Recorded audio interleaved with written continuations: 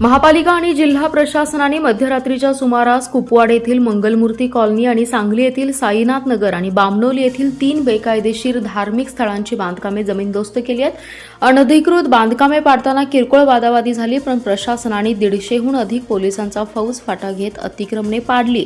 Karnal road येथील साईनाथ नगर येथे अनधिकृत धार्मिक स्थळ होतं, त्यामुळे मध्यरात्री 12च्या सुमारास साईनाथ नगर येथे अतिक्रमण निर्मूलन मोहिमेचे कर्मचारी 3 जेसीबी घेऊन पोहोचले. त्यांच्या समवेत उपायुक्त स्मृती पाटील, अतिक्रमण निर्मूलन मोहिमेचे अधिकारी आणि 14 कर्मचारी, 3 जेसीबी आणि सुमारे 150 पोलीस फौज असा फाटा होता.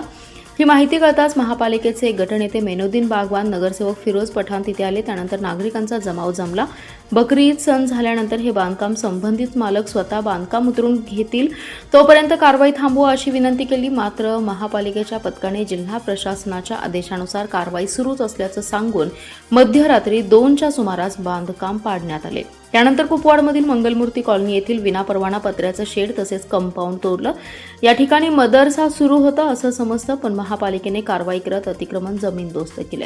दुसरीकडे बामणोली दत्तनगर येथील अनधिकृत बांधकामावर महसूल प्रशासनाने कारवाई करत जमियत खाण्याचे बांधकाम जमीनदोस्त केलं.